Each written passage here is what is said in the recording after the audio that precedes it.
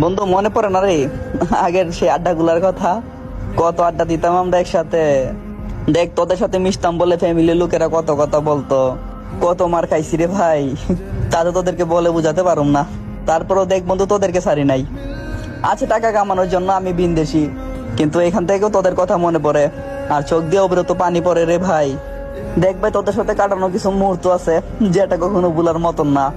রাত করে একসাথে বাড়ি ফিরতাম, হাতে হাত ধরে চলতাম। মনে আছে আমাদের বেশিরভাগ খেলা কিন্তু তোর জুমার নামাজের পরে হতো।